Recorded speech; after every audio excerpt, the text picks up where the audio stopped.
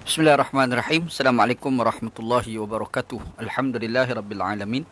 Wassalatu wassalamu ala asyrafil mursalin wa ala alihi wa sahbihi ajma'in. Qala rabbi syrah li sadri wa yassir li amri wahlul 'uqdatam min lisani yafqahu qawli wasaddid lisani wahdi qalbi bihaqqi sayyidina Muhammadin sallallahu alaihi wasallam. Wa ba'da fa inna asdaqal hadis kitabullah wa khairal hadi hadi Muhammadin sallallahu alaihi wasallam. Wa syarrul umuri muhdatsatuha wa kullu muhdatsatin bid'ah. Allahumma 'allimna ma jahilna, ya Allah ya Tuhan kami, ajarkan pada kami apa yang kami jahil, wa dzakirna ma nasina, ingatkan balik kepada kami apa yang telah kami lupa. Allahumma faqihna fid din, ya Allah ya Tuhan kami, fahamkan kami agama, wa 'allimna ta'wil, ajarkan kepada kami Al-Quran. Allahumma rzuqna ilman nafi'a, ya Allah ya Tuhan kami, rezekikan pada kami ilmu yang memberi manfaat. Wa amalan salihan mutaqabbala, dan amalan yang saleh dan amalan tersebut diterima. Wa rizqan halalan thayyibah, dan rezeki yang halal dan rezeki tersebut baik. Wa qala Allah Ta'ala fi muhkamit tanzilih, a'udzu billahi minasyaitonir rajim. Bismillahirrahmanirrahim. Wa iz qala Musa li fatahu la abrahu hatta ablugha majma'al bahrain aw amdi hukba. Sadaqallahul azim. Dan ingatlah ketika Musa AS berkata kepada anak muda yang mengikutinya, hambanya, muridnya, aku tidak akan berhenti berjalan sebelum sampai ke pertemuan dua buah lautan. Dan aku akan berjalan sampai bertahun-tahun, ataupun aku akan berjalan sampai bertahun-tahun. Sadaqallahul azim. Benarlah firman Allah Ta'ala dalam Al-Quran Suratul Kahfi ayat yang ke-60. Alhamdulillah, syukur pada Allah SWT.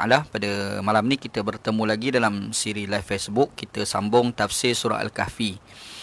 Mudah-mudahan pertemuan kita pada malam ni diberkati oleh Allah SWT, insya-Allah. Pada perbincangan kita yang semalam, kita ada bincang berkenaan dengan Allah SWT marah kepada kafir Quraisy yang telah memperlekeh ajaran Islam, memperlekeh orang-orang Islam yang miskin. Mereka melakukan bid'ah terhadap agama Islam. Bentuk-bentuk bid'ah yang mereka lakukan itu antaranya adalah mereka mengatakan tidak ada kehidupan selepas daripada mati. Ataupun yang keduanya, mereka mengatakan ada kehidupan lepas pada mati tetapi tidak bertemu dengan Tuhan. Jadi semua bid'ah yang dilakukan oleh mereka, fitnah yang mereka lakukan kepada ajaran Islam, kejahatan mereka dari sudut mempelekeh ajaran Islam itu semua menyebabkan Allah Ta'ala murka. Tetapi Allah Subhanahu Wa Ta'ala tetap menampilkan sifat sayang Allah Ta'ala. Allah Ta'ala tidak terus mendatangkan kebinasaan kepada kaum Arab Quraisy, seperti mana yang telah Allah Ta'ala lakukan kebinasaan di dunia kepada kaum-kaum yang sebelum ini, seperti yang Allah Ta'ala lakukan kepada kaum Ad, kaum Thamud, kaum Lut, kaum umat Nabi Nuh alaihissalam dan sebagainya lah. Allah Ta'ala tak buat seperti mana Allah Ta'ala lakukan kepada mereka terdahulu. Yang dahulu ni dunia pun Allah Ta'ala dah bagi azab, tapi dekat dunia ni Allah Ta'ala tak bagi kepada kaum-kaum Arab Quraisy, walaupun tindakan mereka tu kadang-kadang melampau. Allah Ta'ala memberi ruang lagi kepada mereka untuk mereka kembali kepada Allah, sama ada mereka berhenti daripada melakukan kejahatan ataupun mereka memeluk agama Islam. Kita dah bincang lah dalam perbincangan kita yang semalam. Pada malam ni insya-Allah kita masuk ayat yang ke-60 surah Al-Kahfi. Jadi inilah permulaan bagi pengkisahan berkenaan dengan Khidir alaihissalam, Nabi Khidir. Khidir alaihissalam ni ulama-ulama Islam berbeza pendapat dalam membincangkan status dia lah, dia Nabi ataupun tidak. Anda rasa itu kita akan bincang dekat belakang nantilah. Last kali nanti kita akan bincang. Anda nak sebut tentang berkenaan dengan ayat ni. Jadi inilah permulaan bagi wacana berkenaan dengan Nabi Khidir alaihissalam, yang mana Nabi Musa alaihissalam nak berjumpa dengan dia. Kita tengok dalam ayat Allah Ta'ala kata wa isqala Musa li fatahu, dan ketika mana berkata Musa alaihissalam kepada fatahu. Fatahu ni kita terjemah sebagai anak muda lah, tapi kebanyakan terjemah sebagai murid. Nabi Musa AS berkata kepada muridnya. Dan ada sebilangan lain menafsirkan fatahu di sini adalah hamba. Tapi kalau kita pergi pada pemaknaan daripada sudut bahasa Arab, fatah ni makna anak muda, syabab. Maknanya dia adalah asy-syabab, anak muda. Jadi Nabi Musa AS dah bercakap kepada seorang anak muda yang merupakan budak yang ikut dia. Yang kalau kita buka dalam kitab-kitab tafsir, banyak menyatakan orang itu adalah Yusha' bin Nun. Nanti kita akan detailkan perbincangan dia. Nabi Musa AS kata kepada budak itu, kepada hambanya itu, la abrahu hatta ablugha majma' al-bahrain. Aku tak akan berhenti daripada berjalan hinggalah aku sampai di antara aku sampai tempat himpunan di antara dua laut. Himpunan dua laut, aku akan sampai ke situ. Aku nak jalan sampai ke situ. Aw amdiya huquba. Ataupun kalau tak jumpa juga, kalau selama mana aku tak jumpa himpunan dua laut itu, aku akan berjalan sampai bila-bila.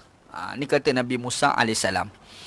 Ayat ni, kalau kita tengok asal cerita ayat ni adalah Allah Subhanahu Wa Taala sebut tentang, kalau kita tengok ayat sebelum Allah Subhanahu Wa Taala dia sebut tentang keangkuhan iblis yang tidak mau sujud kepada Adam AS.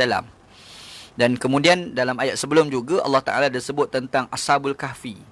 Yang mana cerita Ashabul Kahfi ni ditekankan berkenaan dengan ada pemerintahan yang angkuh, yang sanggup nak membunuh kepada rakyat dia yang berbeza agama dengan dia.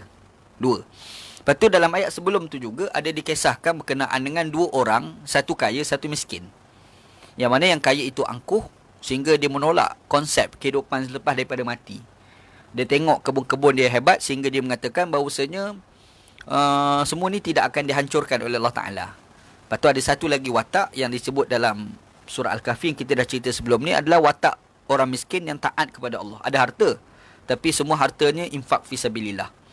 Jadi Allah Ta'ala pamitkan ada watak angkuh, watak merendah diri.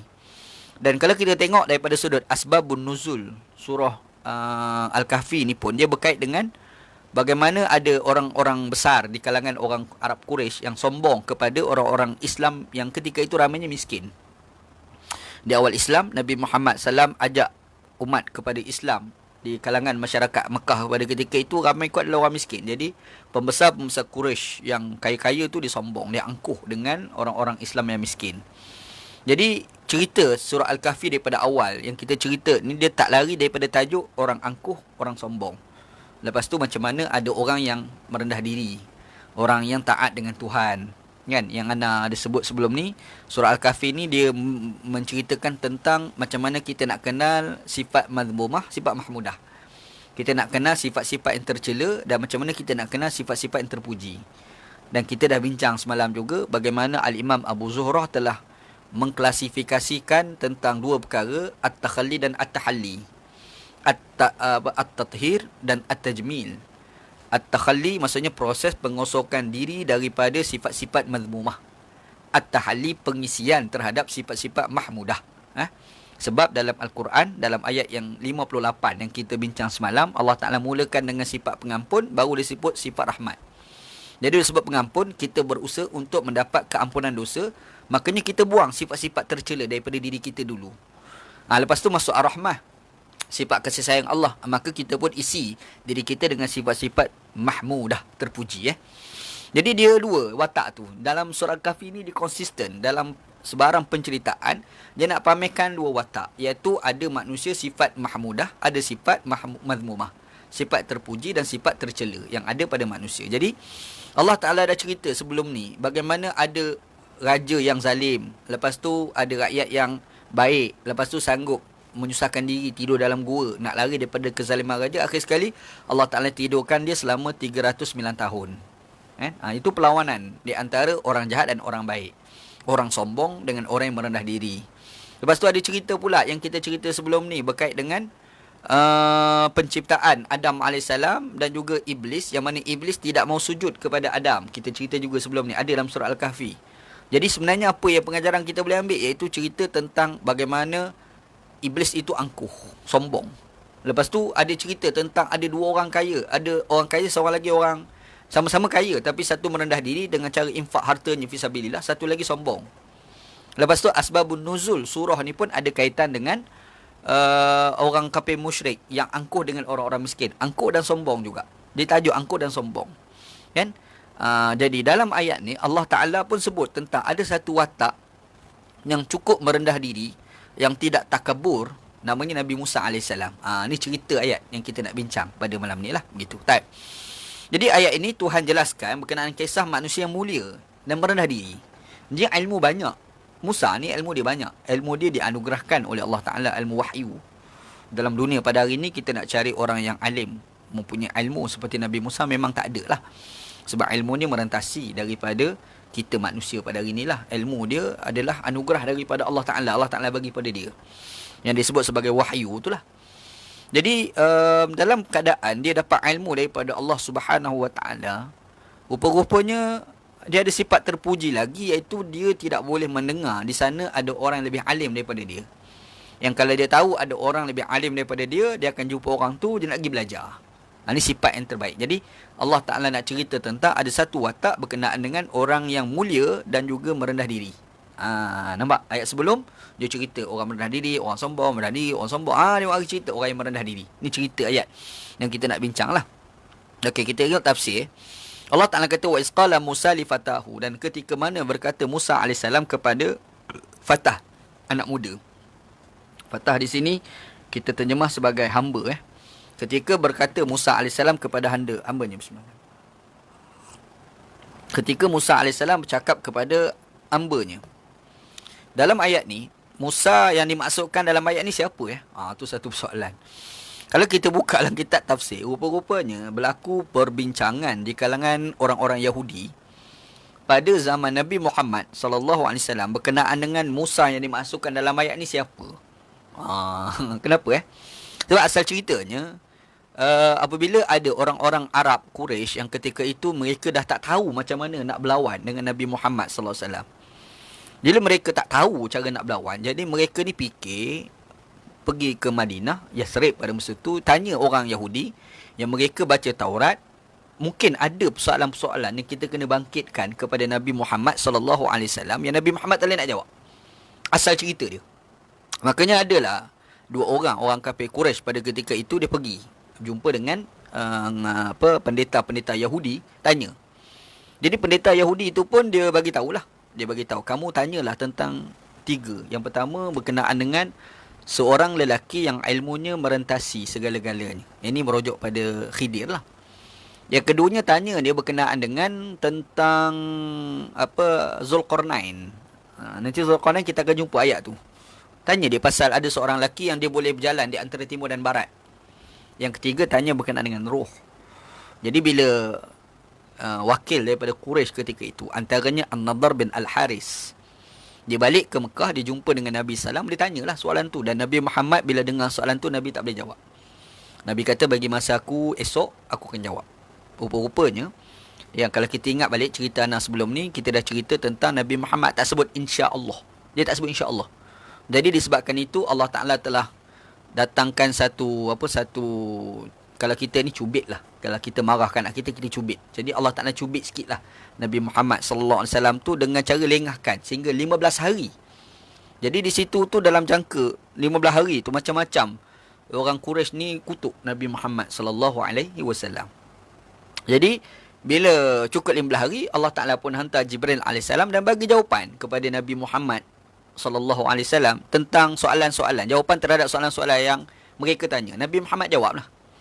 Jadi bila Nabi SAW jawab, yang jangka 15 hari tu dah macam-macam orang kutuk dah Nabi Muhammad SAW. Orang Yahudi kutuk, orang Yahudi duduk kat Madinah tu kutuk. Kes ni berlaku sebelum Nabi hijrah ke Madinah, ni kejadian ni. Jadi dekat sana dah kutuk macam-macam Nabi SAW. Yang orang Mekah ni pun dah kutuk Nabi Muhammad SAW. Tiba-tiba Nabi Muhammad SAW pun bercerita dengan turun surah Al-Kahfi ni sesuatu makluman ilmu yang tidak ada dalam Taurat. Makluman ilmu yang tidak ada dalam Taurat. Di situlah menyebabkan Yahudi gelabah. Gelabah Yahudi.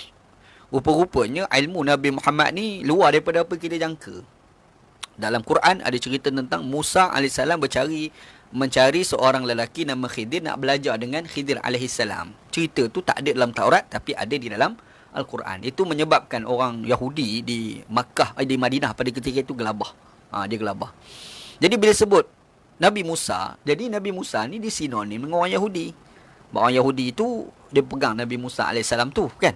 Jadi macam mana cerita pasal Nabi Musa AS detail diketahui oleh Nabi, sedangkan orang Yahudi sendiri tak tahu. Di situ tu menyebabkan credibility ilmu orang Yahudi itu luntur, gugur. Tu asal cerita. Jadi disebabkan itu, orang Yahudi pun bantah. Dia bantah, dia kata Musa ni bukan Nabi Musa. Nabi Musa ni bukan, Musa lain. Cerita dia. Sebab dekat sebelum Nabi Musa alaihissalam, Nabi Musa ni namanya Musa bin Imran. Nabi Musa alaihissalam ni lah. Dia ada seorang lagi Musa, Nabi juga. Namanya Nabi Musa Nabi Musa bin Misha. Nabi Musa bin Misha bin Yusuf alaihissalam, cucu kepada Nabi Yusuf alaihissalam. Yusuf alaihissalam, anak Nabi Yaqub alaihissalam. Yusuf alaihissalam ni ada anak namanya Misha. Misha nama dia. Lepas tu Misha ni ada anak pula nama Musa. Jadi cucu Nabi Musa. Cucu Nabi Yusuf alaihissalam. Jadi dia kata Yusuf tu lah, Musa tu lah, bukan Musa ni. Orang Yahudi ni dia Musa ni. Nabi Musa bin Imran. Jadi dia pun argue. Orang Yahudi kata, itulah sebenarnya bukan Musa Nabi Musa ni. Bukan Musa Nabi kami ni. Nabi Musa yang sebelum Nabi Musa bin Imran, iaitu Musa bin Misha bin Yusuf. Kata dia orang lah. Tapi sebenarnya dakwaan itu tidak mempunyai asas. Dan mereka berhujah.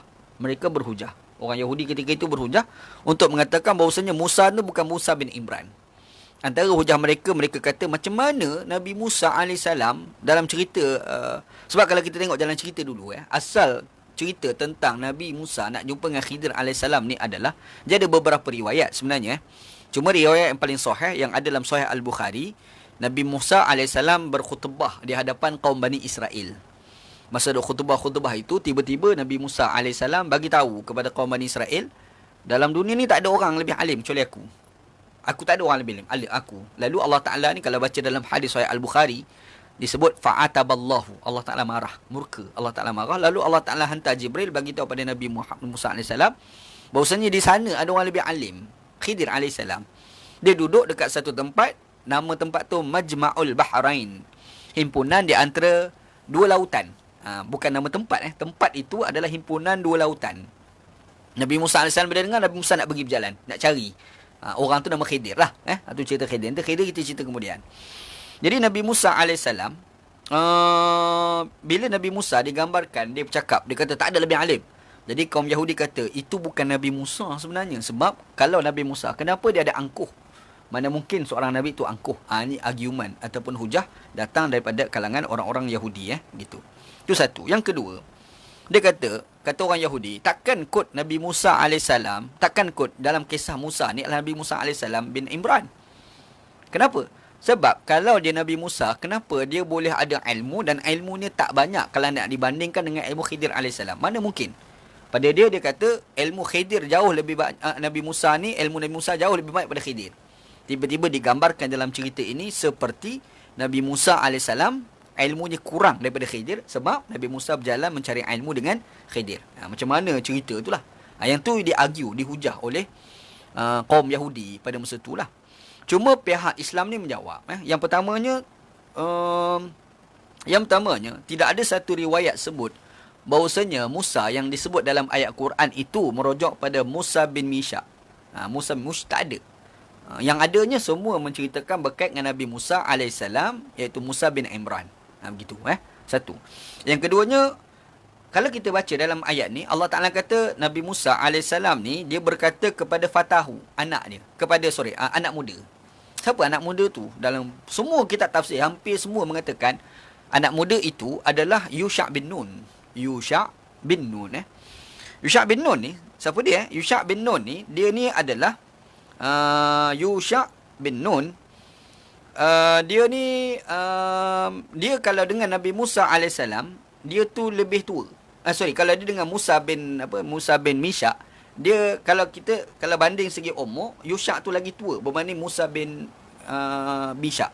Jadi Yusha' lebih tua daripada Musa bin Misha. Kalau sekiranya dalam ayat ni kata Musa bersama dengan Yusha' dan Yusha' itu digunakan kalimah fatah, tak tepat lah. Sebab Yusha' tu lebih tua, padahal kalimah fatah tu makna anak muda. Itu argument daripada pihak Islam untuk mengatakan bahawasanya Musa di sini bukan Musa bin Misha, tapi adalah Musa bin Imran. Ceritulah. Kan? Agak jangan keliru lah. Harap jangan keliru apa yang dia cerita ni. Type. Jadi Nabi Musa AS dia cakap pada Fatahu, anak muda ni. Jadi anak muda ni siapa dia? Yusha' bin Nun. Yusha' bin Nun. Al-Fatah ni adalah Yusha' bin Nun. Yusha' bin Nun ni pula siapa dia? Yusha' bin Nun ni siapa dia? Yusha' bin Nun ni Nabi juga. Dia salah seorang Nabi di kalangan Bani Israel. Dan dia ni adalah cicit kepada Nabi Yusuf AS. Yusuf daripada bapa yang lain lah. Kan tadi kita sebut Musa bin Misha. Situ keturunan Nabi Yusuf AS tu kan. Jadi kita nampak dari satu golong Misha, Yusuf, lepas tu Misha, lepas tu Musa. Tapi sebenarnya Yusuf ni ada anak satu lagi.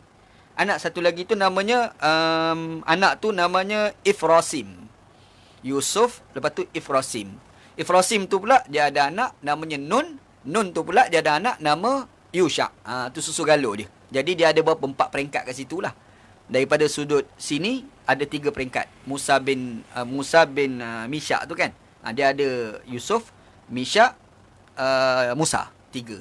Yang sini ni Yusuf, lepas tu Ifrasim, lepas tu Nun, lepas tu Yusha. Ada 4, 5. 5 kat situ Jadi Yusha bin Nun ni, dia ni boleh dikatakan Nabi juga. Dia adalah Nabi di kalangan Bani Israel dan dia adalah susu galur daripada keluarga keturunan Nabi Yusuf AS. Tu ceritalah lebih kurang tentang Fatah tu. Ada sebilangan ulama tafsir lain mengatakan sebenarnya Fatahu di sini ni bukan Yusha bin Nun, tetapi hamba kepada Nabi Yusuf AS. Ada orang kata lagu tu lah. Tapi kenapa tak guna abdi tapi guna Fatah? Tu satu persoalan pula. Sebab argumen ataupun hujah di kalangan ulama-ulama tafsir, mereka merujuk kepada satu hadis Nabi SAW. Yang mana Nabi SAW dia ada kata, la taqulu abdi walakin qulu fataya. Nabi Muhammad SAW ni ada orang yang berkhidmat dengan Nabi. Jadi Nabi kata orang yang berkhidmat ni jangan panggil hamba aku. Jangan panggil hamba. Panggil dia sebagai anak muda. Nampak? Itu sopan lah. Sopan begitu. Dia macam bila dia sebut hamba kepada Musa AS. Anak muda pada Nabi Musa. Dia sebut anak muda pada Nabi Musa. Macam mana orang nak ikat dua tu? Sebab dia terlalu melazimi Nabi Musa AS, sehingga orang manggil dia sebagai budak Musa. Macam tu. Budak Musa. Dia kalau orang Urdu ni, dia ada istilah wala, dia panggil. Wala. Bukan wala. Kalau kita ni, contoh kita jumpa seorang kawan. Jumpa, masa sembang dia telefon. Kejap telefon. Jadi dia kerap telefon. Kita tengok ke dia. Kita tak tahu nama dia. Duduk 3-4 minggu kemudian kita jumpa dia. Lepas tu kita tak ingat. Dia kata, kau ingat aku tak? Mujayyad kia. Mu ingat tak aku? Dia tanya soalan lah pada kita. Contohlah dalam bahasa Urdu. Jadi kita fikir-fikir, ingat. Tapi kita tak tahu nama dia. Maka kita berkata, telefon wala. Budak telefon. Dia panggil telefon wala. Kan? Telefon wala tu sebab kita ingat dia duduk pegang telefon semua. Selalu pegang telefon. Dia panggil telefon wala. Ada kalimah wala tu. Kalau orang putih, man kan? Telefon man. Macam tu. Kita tak tahu nama dia kan? Maka demikian juga dalam penggunaan Arab. Arab ni bila dia kata budak Musa. Apakah dia ni hamba pada Musa? Bukan. Dia ni orang yang terlalu menzalimi Musa AS sehingga orang kata dia ni budak Musa. Macam tu. Ni segi kebiasaan dalam percakapan Arabnya begitu. Dia ada keirasan tu dalam bahasa Urdu, ada keirasan tu dalam bahasa dalam bahasa Inggeris, tapi dalam bahasa kita wallahu a'lam rasa tak ada kot istilah macam tu. Kita pun tak ingat macam tu kan. Begitu. Type. Okey, type. Jadi kita nampak cerita Nabi Musa AS bagi tahu kepada Yusha bin Nun. Bila dia cakap tu? Selepas dia berkhutbah di hadapan kaum Bani Israel, dia bagi tahu tidak ada orang lebih alim kecuali aku. Kata Musa. Lalu Allah Ta'ala marah, Allah Ta'ala tegur Musa AS bagi tahu ada orang tu nama Khidir. Nabi Musa AS tanya, Khidir ni duduk kat mana? Dia bilang, Khidir ni duduk dekat Majma'ul Bahrain. Majma'ul Bahrain. Himpunan di antara dua laut. Jadi bila Nabi Musa AS dengar, masa itulah Nabi Musa cakap dekat tu anak muda, Yusha bin Nun.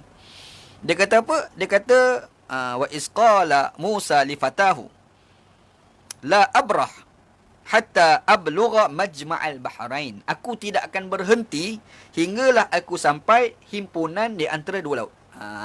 Himpunan dua laut tu tempat Nabi Khidir AS. Cerita panjang lebar tu kita akan bincang akan datang. Ini baru permulaan cerita. Aku akan pergi ke situ, tempat Nabi Khidir, iaitu Majma'ul Bahrain. Aku tak akan berhenti, aku akan pergi juga sampai ke situ.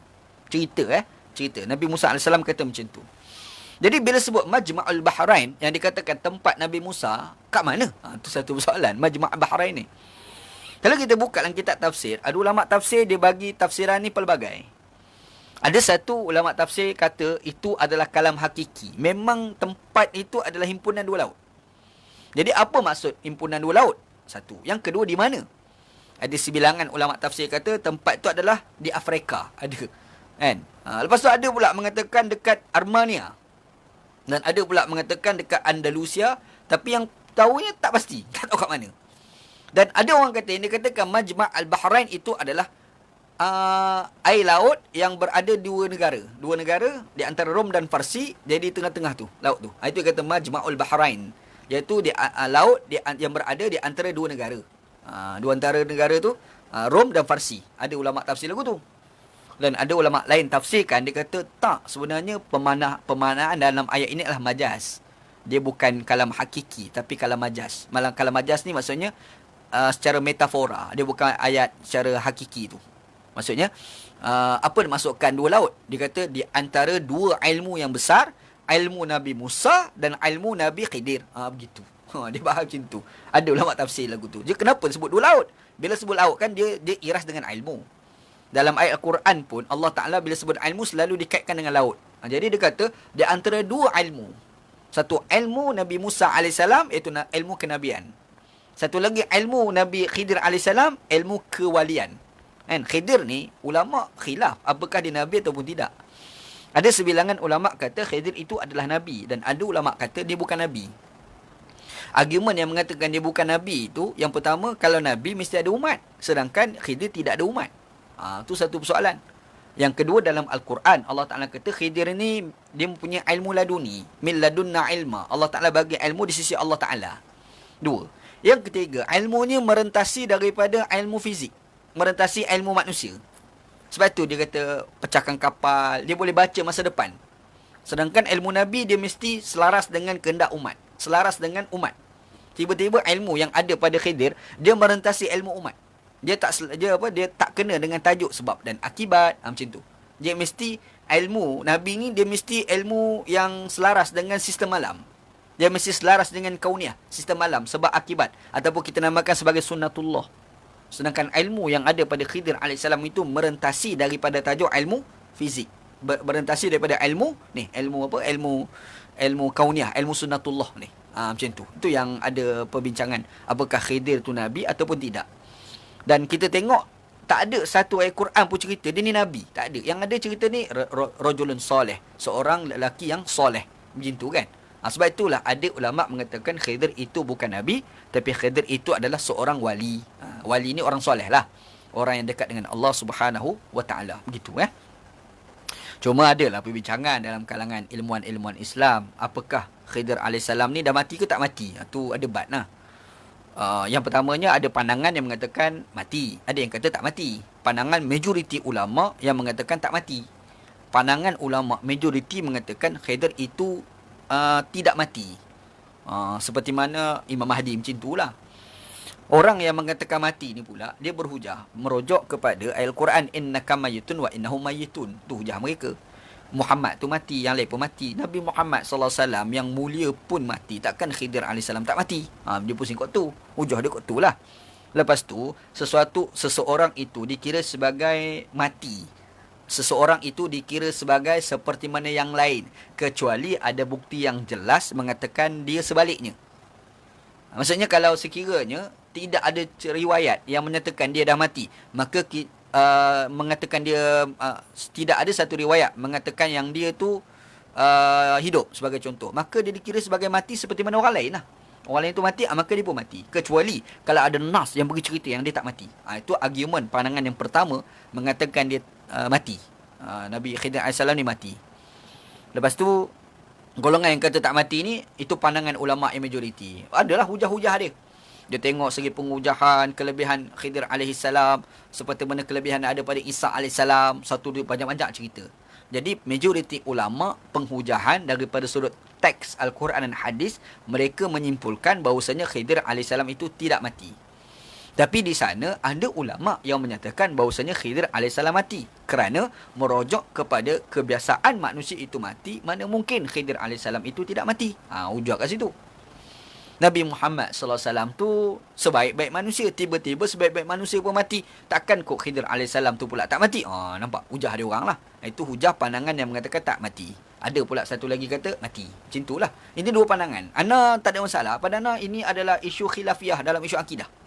Kita dah bincang dah sebelum ni. Khilafiyah ni, dia bukan semata-mata berlaku dalam perkara fiqh je. Bukan. Dalam perkara akidah pun ada khilafiyah dia. Yang orang namakan sebagai usul akidah dan furu' akidah. Usul akidah tu tak ada khilaf. Allah Ta'ala tusa tak ada khilaf.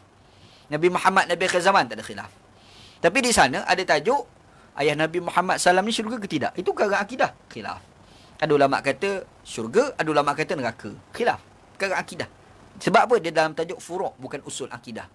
Ataupun dalam terminologi yang lain, istilah yang lain, dia gunakan istilah daruri dan nazari. Benda yang tidak dapat tidak akan berlaku perbezaan, dia panggil daruri. Ataupun nazari. Nazari ni tilikan. Maksudnya ada kajian, penilikan, teliti lagi. Maka lahirlah penafsiran satu, penafsiran dua. Antara yang dikatakan perkara akidah, nazari adalah ayah Khidir AS mati ke tidak? Serupa tu. Tu debat belaka lah tu. Khilaf dalam perkara akidah. Kita kena hormat je lah. Tak payah gaduh benda macam tu insyaAllah. Baik. Okey.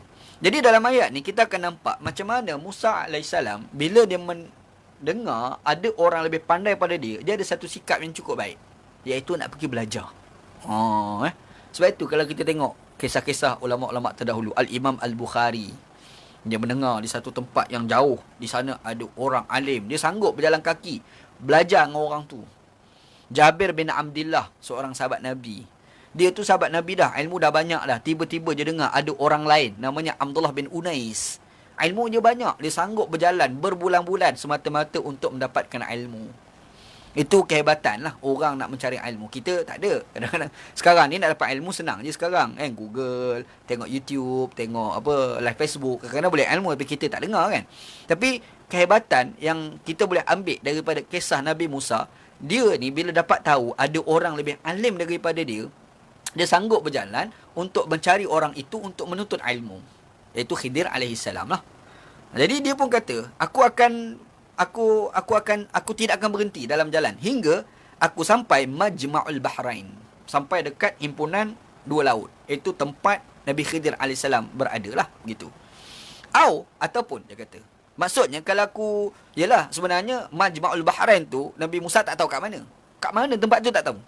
Dia bukan macam kita Google GPS, jumpa ikut, tak tahu kat mana ni. Kalau berjalan ni agak-agak berapa puluh tahun sampai, tak tahu. Dia tak tahu. Tapi aku nak sampai kat situ juga. Cerita dia kan.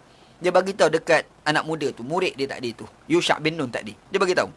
Ataupun kalau tak jumpa juga, aku akan terus berjalan sampai bila-bila. Hukban ni maksudnya bertahun-tahun. Bertahun-tahun. Sampai bila-bila. Bermaksud dia tetap mencari orang alim itu. Kalau sampai ribu tahun lah aku cari. Macam tu maksud dia. Gitu. Kalimah hukban ni, dalam kitab tafsir ada sebut hukban ni maksudnya 80 tahun. Ada ulama tafsir kata lebih 80 tahun. Dan ada ulama tafsir kata maksud dengan hukban ni sini adalah sunun, lama, bertahun-tahun. Tak tahu bila, gitu.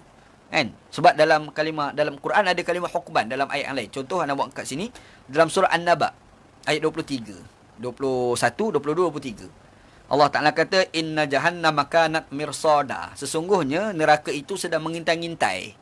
Neraka itu mengintai-ngintai. Dia tengok je orang-orang yang layak masuk neraka tu kan.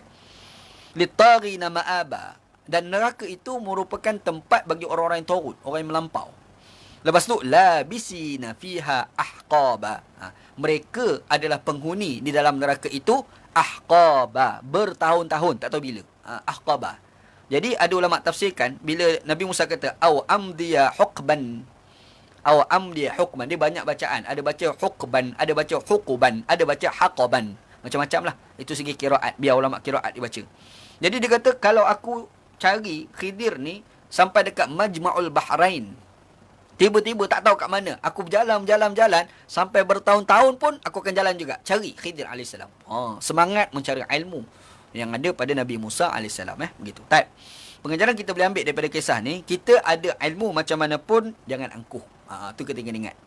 Kita cek, kita dah cerita dah sebelum ni, asal turun ayat ni berkait dengan masyarakat Arab Quraisy yang pergi minta nasihat daripada orang Yahudi untuk nak pedajal Nabi SAW. Dia nak burukkan Nabi SAW. Lepas tu dia nak tunjuk kesombongan ilmu yang ada pada mereka. Tiba-tiba Nabi Musa AS itu diceritakan dia tak angkuh. Orang Yahudi angkuh dengan ilmu. Musa AS yang orang Yahudi kata Nabi mereka, Musa tak angkuh dengan ilmu. Buktinya Musa AS ni pergi cari Khidir. Bila tahu Khidir tu berilmu, dia pergi cari. Walhal Khidir bukan Nabi, dia Nabi. Nampak? Nampak? Kita jangan angkuh dengan ilmu. Kita kena ingat satu benda, kita ni ilmu banyak macam mana pun mesti ada part yang kita tak tahu.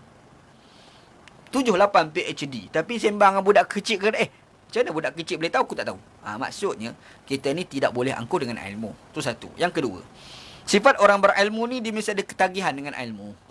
Orang berilmu ni ketagih tau. Dia kalau dia minat satu benda, dia ketagih. Dia baca buku, dia susah nak berhenti. Ada orang macam tu dia ada ketagihan ilmu. Bila ada ketagihan ilmu, dan ini ni kita nampak tengok berlaku kepada Nabi Musa AS. Ni pengajaran lah kita boleh ambil daripada cerita. Cerita panjang lebar tu kita akan sambung akan datang lah insyaAllah. Allah Ta'ala kata, falamma balagha majma'a bainahuma nasiya hawtahuma fattakhadha sabilahu fil bahri saraba. InsyaAllah kita akan cerita pula sambungan masa perjalanan. Berjalan sampai dekat satu batu dan himpunan dua laut itu dia tidur. Dua orang ni tidur. Lepas tu dia ada bawa ikan. Ikan tu telah dibubur garam. Lepas tu tiba-tiba ikan yang dah mati bergaram tu hidup. Lepas tu masuk dalam sungai. Tanpa disedari oleh Nabi Musa AS. Lepas tu sama. Itu cerita panjang. Itu insyaAllah kita akan bincang dalam pencerahan kita akan datang. Begitu. Wallahu'alam. Wallahu'alam. Okey, kita tengok ada soalan pertanyaan tak?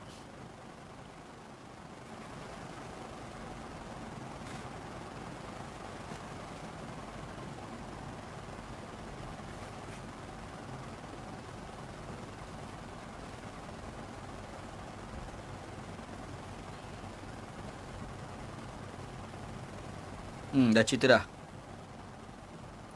Dia Nabi dan dia adalah pembantu Nabi Musa. Cuma ada beberapa perbincangan dalam kitab tafsir. Contoh kitab At-Tahrir wa Tanwir, Imam Tahir Ibn Ashur. Dia disebut dalam kitab tu, mengatakan ada riwayat. Cuma riwayat itu dikritik baliklah Tahir Ibn Ashur. Dia menyatakan bahawasanya Yusha' bin Nun ni adalah anak saudara kepada Nabi Musa. Daripada adik perempuan Nabi Musa. Jadi Nabi Musa tu kononnya ada adik perempuan. Lepas tu adik perempuan dah ada anak. Anak tu Yusha' bin Nun. Macam tu. Ada anak. Anak tu Yusha' bin Nun. Adalah. Cumanya kata Tahir Ibn Ashur, dia kata tawakuf. Kita kena tawakuf. Sebab tidak ada satu riwayat pun yang menyatakan bahawasanya Yusha' bin Nun ni anak saudara Nabi Musa AS. Begitu. Dia Nabi juga. Tapi dia tu pengikut pembantu Nabi Musa. Dan dia juga sendiri adalah Nabi. Nabi di kalangan Bani Israel. Wallahu'alam.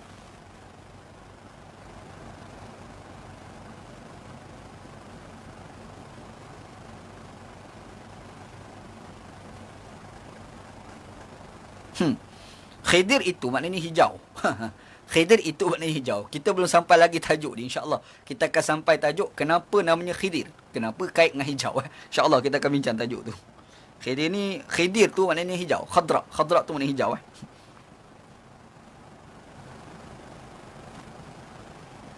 Tidak ada disebut tempat.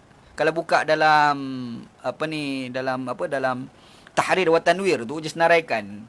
Ada orang kata dekat Afrika, ada orang kata dekat Armenia, ada orang kata dekat Andalusia, kan? Cumanya last sekali wallahu alam, tak tahu. Sebab itu sekadar klaim, dakwaan, tapi tidak punya satu bukti yang jelas.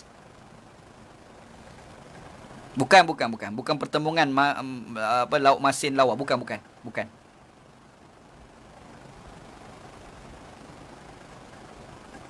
Apakah keturunan dan bangsa Nabi bukan Nabi Khidir? Bagaimana Israeliat mengenai Nabi, bukan Nabi Khidir? Nabi-Nabi ini bukan semata-mata di kalangan Bani Israel je. Setiap umat itu ada nabinya. Cumanya kebanyakan Nabi-Nabi ini datang di kalangan Bani Israel. Tapi umat tu ada Nabi masing-masing. Sebab itu ada orang duk debat tentang Buddha tu Nabi ke tidak. Sebab ni semua agama sebelum zaman Nabi Muhammad SAW. Macam contoh Muhammad Abduh. Dia ada bahas tentang Ahlul Kitab. Ahlul Kitab. Dia kata Shin tu antara Ahlul Kitab. Kenapa dia kata Ahlul Kitab? Tu satu soalan lah. Kan? Jadi dia kata Ahlul Kitab ni sebab sesuatu agama itu apabila ada 3 perkara maka Ahlul Kitab. Percaya kepada Allah, percaya kehidupan lepas orang mati, ada konsep amal soleh. 3 perkara, maka itu adalah Ahlul Kitab. Jadi Jepun tu mungkin kata Muhammad Abduh, Syekh Muhammad Abduh, dia kata mungkin Shinto itu agama untuk kaum tu, kaum Jepun pada zaman tu lah. Mungkin, wallahualam, kita bukan tahu kan. Tapi bermaksud setiap kaum tu ada Nabi masing-masing. Cuma kita tak tahu. Yang kita tahu hanya diceritakan di dalam Al-Quran tu je. Sebenarnya Nabi-Nabi ni tidak dibataskan yang diceritakan Quran je. Yang tidak cerita Quran tu banyak lagi. Jadi di situ tu mungkin kita boleh kata bangsa Nabi Khidir ni mungkin tak sama dengan bangsa Bani Israel. Tak jelas benda tu, semua tu benda tak jelas gitu. Wallahu a'lam. Wallahu a'lam.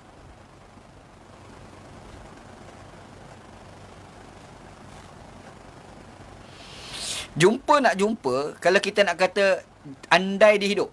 Contoh kita letak kat situ. Andai Khidir alaihissalam itu hidup. Kita terimalah pandangan majoriti ulama yang mengatakan Khidir alaihissalam itu hidup. Kita terima premis tu dulu. Kalau sekiranya dia hidup, makanya bolehlah dia nak jumpa sesiapa yang dia nak jumpa. Cumanya persoalannya, ni soalan yang kedua. Orang yang jumpa Khidir, dia tahu mana tu Khidir. Itu masalah dia. Macam mana dah cerita sebelum ni, orang dakwa mimpi jumpa Nabi. Orang dakwa mimpi jumpa Nabi. Bolehlah, betul lah. Mimpi jumpa Nabi ni memang boleh berlaku. Cuma persoalannya, yang kita mimpi, betul ke orang dalam mimpi itulah Nabi? Itu satu persoalannya. Oh, sebab syaitan tidak boleh berupa dengan rupa Nabi. Kita kena ingat. Dalam kes zaman sahabat, zaman tabi'in, ada orang pergi tanya sahabat Anas bin Malik radhiyallahu an yang dia mimpi jumpa Nabi. Jadi hamba Allah ni tanya balik. Tolong cerita satu-satu. Betul ke watak orang tu? Dia pun sebut. Gini-gini. Oh, itu bukan Nabi. Itu Hasan. Cucu Nabi. Nampak? Maksudnya memanglah setan tidak boleh berupa dengan rupa Nabi. Tapi dia boleh berupa dengan rupa orang seiras Nabi. Lepas tu Nabi Muhammad SAW sendiri dalam satu hadis pernah mengakui bahawasanya ada orang yang rupa parasnya macam Nabi. Namanya Ja'far bin Abi Talib. Rupa paras macam Nabi SAW. Ja'far bin Abi Talib. Memang tak berupa dengan rupa Nabi. Tapi boleh berupa dengan rupa Ja'far. Itu ada dalam hadis Nabi SAW. Jadi kita boleh klaim, aku mimpi jumpa Nabi. Betul lah. Klaim tu boleh klaim. Tapi betul ke orang tu Nabi? Itu satu soalan. Maka demikian juga bila orang klaim, aku jumpa Khidir. Iyalah Khidir AS. Kita terima premis. Pandangan majoriti ulama mengatakan Khidir AS tu hidup. Memang dia boleh jumpa sesiapa dia nak jumpa. Tapi kita yang jumpa tu, kita tahu tu Khidir AS ke tak? Yang tu persoalan. Dakwa berlambat. Ramai boleh dakwa. Kan? Kita pergi jumpa, saya Khidir. Khidir mana pula? Khidir jumpa Nabi Musa dulu. Boleh lah nak klaim. Boleh percaya ke? Tu satu persoalan. Kalau kita Nabi tak apa. Masalah kita bukan Nabi. Nabi dah tak ada dah. Kan? Contohlah ada Nabi. Dia jumpa Khidir. Dia kata, tu macam mana kau boleh tahu dia Khidir? Allah Ta'ala bagi wahyu pada. Selesai masalah. Masalah tak ada. Itu yang jadi tak boleh tu. Jadi nak claim semua boleh claim. Tetapi realitinya bagaimana? Itu persoalannya. Gitu. Wallahu'alam. Nabi Musa boleh berbicara langsung dengan Allah. Itu Quran sebut. Wa kallamallahu Musa taklima. Berkata-katalah Musa AS dengan Tuhan dengan sebenar-benar berkata. Macam mana wallahualam adalah cara Allah Ta'ala tu kan dengan Nabi Musa AS. Ada Quran dia cerita sebut benda tu. Wallahualam. Wallahualam. Okey, ada persoalan lain? Sila.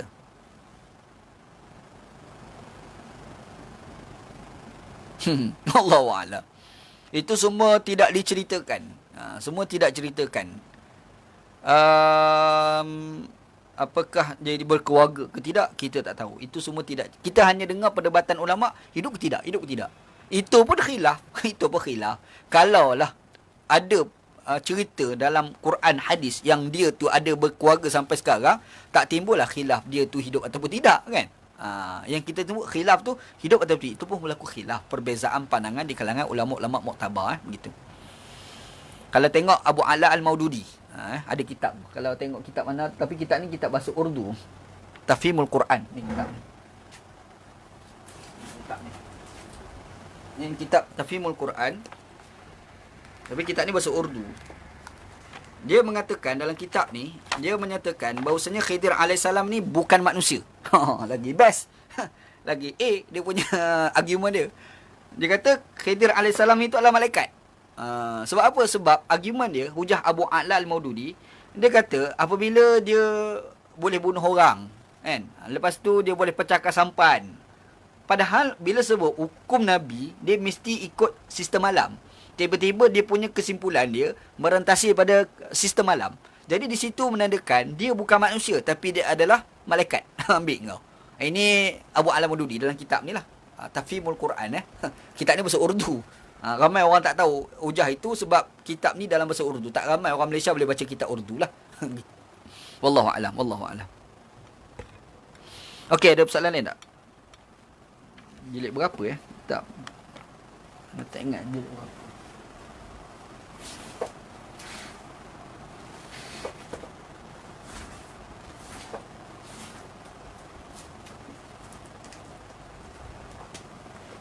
Ada soalan lain?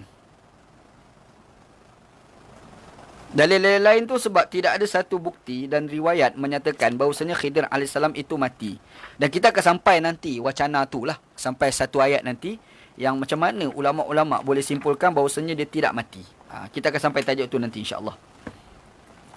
Ana kalau Ana bincang sekarang ni rugilah sebab tak sampai dia punya tu kan. Surah Ibrahim. Mana tu kitab?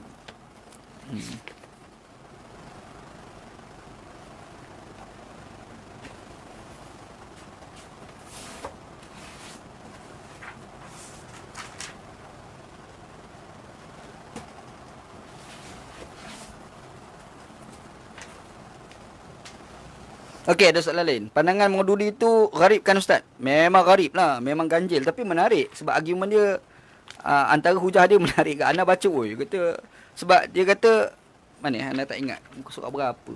Ana baca dah.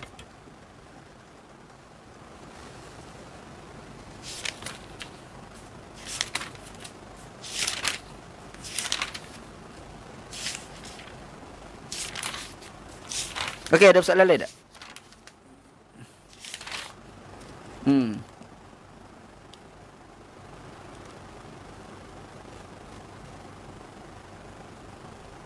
Ni. Antara hujah Abu Ala Maududi, ana buka kitab tapi ana baca ikut Urdu lah. Ana baca, dia kata kat sini. Dia kata क्योंकि हजरत हैदर खुद फरमाते हैं कि इनके ये अफ़आल इनके इख्तियार नहीं हैं बल्कि अल्लाह की रहमत इनकी मुहर्रिक हुई है. Dia kata ni kata kitab ni lah Abu Ala Maududi Dia kata mana ni? Kerana Hadrat Khidir alaihissalam itu sendiri pernah berkata. Dia kata ada ayat Quran yang mengatakan unke ye af'al unke ikhtiar nahi hai. Dia kata aku ni, kata Khidir alaihissalam, aku bukan buat atas ikhtiar aku sendiri, bukan aku buat sendiri buat ni. Balki Allah ki rahmat unke muharrik huwi hai. Segala perbuatan aku ni semua digerakkan dengan rahmat Allah Taala. Dia kata. Jadi bila melakukan satu benda atas yang digerakkan Allah Taala, itu malaikat lah. Itu kata Abu Ala Maududi. Satu hujah dia lah. Gitu. Mana lagi? Dia kata, jadi tanwini ahkam में tu इनके मुखातिब सरफ पर परिश्ती हैं परिश्ती ही हो सकती हैं. Dia kata kalau itu sifat yang ada pada Khidir bila cakap lagu tu, itu adalah membuktikan bahawasanya hanya malaikat dia boleh buat macam tu. Itu hujah dia. Sebab ada ayat Quran yang Allah Subhanahu Wa Taala kata bahawasanya Nabi Khidir alaihissalam ni Khidir pernah cakap, aku tidak melakukan ni dengan perbuatan aku sendiri, tapi aku buat ni semua atas perintah daripada Allah Subhanahu Wa Taala. Begitu tu hujah dia lah. Mana ayat dia? Ni kitab ni. Tapi kitab ni bahasa Urdu lah kitab ni. Orang banyak tak tahu sebab kitab ni bahasa Urdu. Dan wacana ni orang bahasa Urdu tahulah. Kalau orang tak baca kitab Urdu, tak tahu. Wallahu a'lam. Pertemuan dua laut tu Ana tak tengok lagi apa komentar pada Maududi. Nantilah Ana tengok semula lah. Pendapat yang kata Nabi Khidir tak akan tunai haji setiap tahun apa berpakaian hijau. Aduh, yang tu kita kupas lain lah. Kita akan datang. Sebenarnya ada perbincangan tu sejauh mana benar ataupun tidak. Sebab itu ada orang bangkit. Status cerita tu, riwayat itu boleh diguna pakai ataupun tidak. Sejauh mana dia anggap sebagai mutawatir ataupun sekadar ahad. Isu dia simple dia sebenarnya. Orang yang mengatakan mati. Contoh, orang yang mengatakan Khidir alaihissalam ni mati. Orang yang mengatakan tak mati, dia merujuk pada hadis. Betul, adalah hadis tu. Cumanya hadis tu sifatnya ahad, bukan mutawatir. Perkara akidah, asasnya mesti mutawatir, bukannya ahad. Tiba-tiba ada cerita tapi ahad. Yang tu yang berlaku pertikaian. Sebab bila sebut perkara akidah, dia mesti sifat dia jazam, confirm. Dia tak boleh rok-rak, tak boleh. Orang Kelantan panggil rok-rak. Itu yang jadi debat. Betul ke Khidir ni hidup ataupun tidak kan? Antara ni itulah cerita dia pergi ke Mekah lah, ibadat haji lah apa. Itu semua cerita-cerita yang banyak orang cerita. Tapi perlu dikaji sejauh mana periwayatan itu boleh sampai ke tahap mutawatir. Itu yang debat dia begitu. Wallahu a'lam. Berkenaan dengan dua laut mengikut komentar Maududi, Ana baca semula lah. Ana tak baca komentar pada Maududi lagi.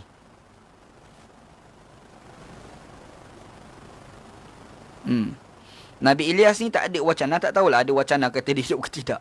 Wallahu alam. Tapi bukankah Allah berbandingkan Nabi Musa yang hebat tu dengan manusia lain yang hebat lagi? Macam mana boleh malaikat? Dia sebab dalam tu dia bukan kata manusia tau, hamba. Dia tak kata manusia, dia kata hamba. Bila sebut hamba, malaikat pun hamba juga. Itu yang Khidir AS boleh pergi kepada Abu Ala boleh kata Khidir tu adalah malaikat. Pandangan dia lah gitu. Tapi sebenarnya masuk akal juga. Argument tu agak masuk akal. Bukan sekadar masuk akal, bahkan selaras dengan penghujahan Al-Quran itu sendiri ya. Macam tu. Wallahu alam, wallahu alam. Ada lain? Sila. Bismillah. Nak kena tengok balik. Sebab Ana jarang baca kitab Urdu. Bila merajaah ni banyak baca kitab Arab berbanding kitab Urdu. Dan jangan sekali buka lah kitab Urdu. Sonok-sonok. Nak tahu baca sebelum nak tidur baca. Dapat maklumat-maklumat sikit kan. Wallahualam. Ilmu laduni ni definisi dia adalah ilmu yang diberikan kepada orang yang hatinya bersih. Disucikan hatinya, dia mengalami, dia telah menjalani proses pembersihan jiwa dan Allah Taala pun bagi ilmu yang orang lain Allah Taala tak bagi. Dia panggil ilmu laduni Wahyi ni bukanlah hati tak bersih Nabi tu memang bersih, tapi wahyi ni dia mesti melalui perantaraan malaikat. Adapun laduni dia tidak melalui perantaraan malaikat. Gitu. Itu beza dia lah, wallahu alam. Ana yang mana satu? Kalau Ana sebut nanti orang tuduh Ana macam-macam. Takut orang tuduh Ana Wahabi lah. Takut orang tuduh Ana ni Abu Maududi lah.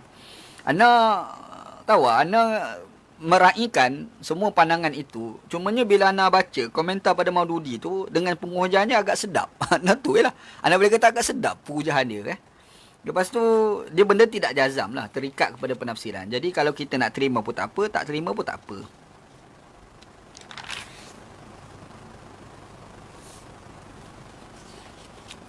Wallahualam. Ada siapa nak tanya lagi? Sila. Yang bab tu nanti anda baca balik. Tengok apa komen daripada Abu Alam Maududi Anda, bagus kat soalan tu apa Maududi komen tentang dua laut itu Okey, ada lain. Nabi Muhammad terima ilmu melalui perantara malaikat Jibril. Khidir lagi hebat ke? Dia isu dia, betul ke ilmu laduni itu lebih hebat daripada ilmu wahyi? Satu soalan. Apakah sebenarnya apabila ada ilmu wahyi, orang itu hebat? Orang yang ada ilmu laduni pun hebat. Tetapi dia ada ilmu laduni, dia tidak ada ilmu wahyi. Orang ada ilmu wahyi, tidak ada ilmu laduni. Maknanya sama-sama hebat. Cumanya dalam bentuk yang berbeza. Contoh macam kita mahir, pakar dalam bidang ilmu fiqah. Seorang lagi pakar dalam bidang hadis. Mahir dua-dua. Alim lah, hebat lah dua-dua. Cumanya takkanlah kita nak kata ilmu fiqah tu lebih hebat daripada ilmu hadis. Ataupun kita nak kata ilmu hadis lebih hebat daripada ilmu fiqah. Sama-sama hebat. Cuma macam mana? A, pakar bidang ilmu hadis. B, pakar bidang ilmu fiqah. Gitu je lah. Sebab tu, apakah ilmu laduni tu lebih hebat daripada ilmu wahyi? Tak, sebenarnya sama-sama hebat. Cumanya kepakaran yang ada pada orang ilmu wahyi tak sama seperti mana kepakaran yang ada pada ilmu laduni. Itu beza dia. Wallahualam. Wallahualam. Dia bukan hebat tak hebat, bukan tajuk hebat tak hebat. Kalau nak kata hebat tak hebat, sama-sama hebat lah, tapi hebat dengan cara masing-masing. Gitu. Wallahualam. Saya kuat mengatakan Khidir AS manusia.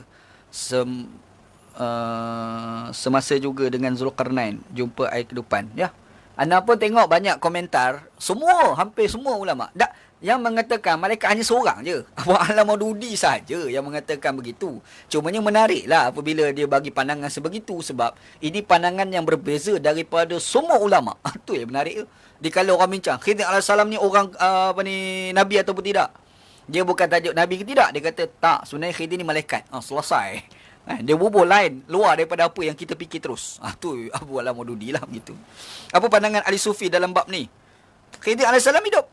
Tu sufi. Lepas tu Khidir AS ni berjumpa dengan tu guru sufi. Tu ia belaka lah tu.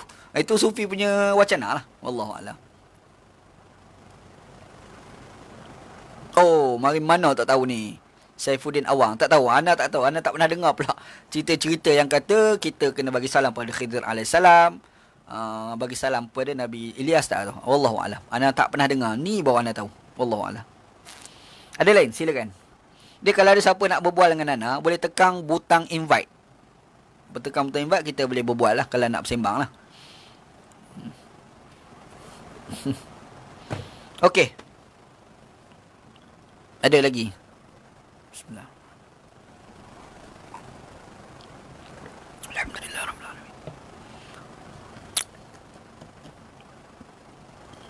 Okey, kan rasa tak ada lah kot. Tak ada kot. Ustaz, apa tujuan Khidir dengan ilmu laduni?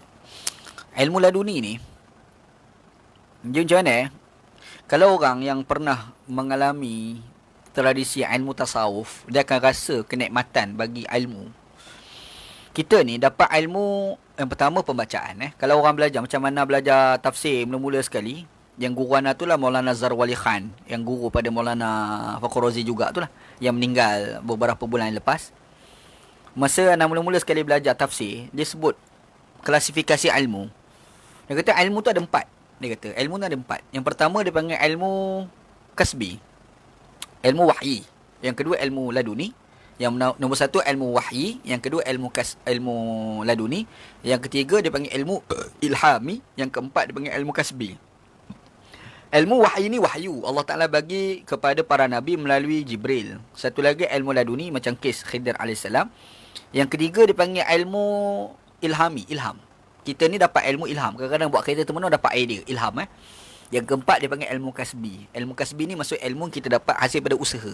Belajar, kan. Lepas tu kena ikut disiplin ilmu. Jadi, bila kita pergi pada 4 tradisi ilmu itu, yang dikatakan ilmu laduni tu, satu ilmu yang diberikan oleh Allah Ta'ala kepada orang yang hatinya bersih. Apabila orang itu dia menjalani proses pembersihan hati, maka di situ jiwanya sentiasa positif. Jiwanya cinta. Dan pemahaman orang yang jiwa yang cinta tidak sama dengan pemahaman bagi jiwa manusia yang benci. Yang tu yang debat tentang ilmu laduni tu.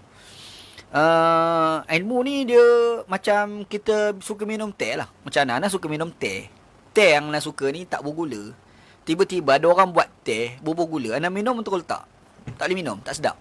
Sebab lidah kita selaras dengan teh tak ada gula. Teh yang kelat tu. Kita suka teh kelat tu.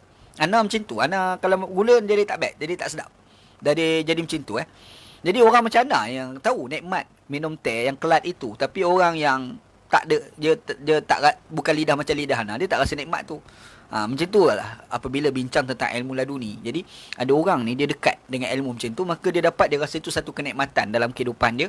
Dia dapat satu kebahagiaan dengan ilmu tersebut begitu. Dan kadang-kadang ilmu laduni bukan mesti kita kongsi dengan orang. Ada ilmu kita dapat, kita kongsi dengan orang. Ada ilmu yang kita kalau nak kongsi pun orang tak faham. Tu masalah dia, kan?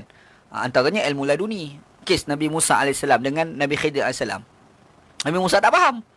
Kalau bagi penjelasan pun Nabi Musa mungkin tak faham. Sebab tu dia kata kau jangan tanya, kan? Dia adalah ilmu tu, kan? Begitu. Wallahu a'lam. Itulah lebih kurang. Implikasi berbeza bila kita kata dia wali, nabi, malaikat.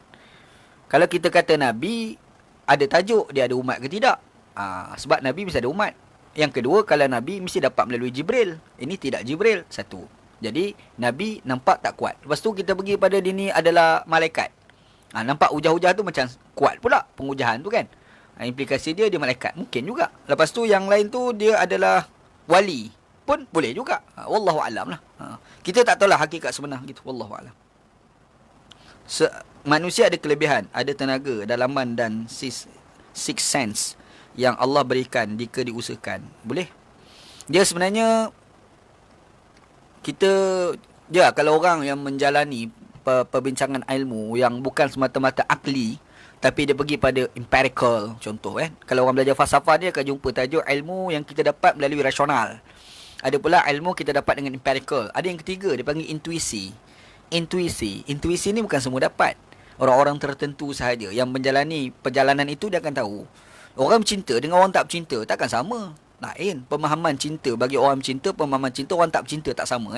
Sebab tu ada ilmu tu kita susah nak cerita tapi kita faham. Dan kita hanya dapat nikmat, kita seronok seorang. Gitu Wallahu a'lam.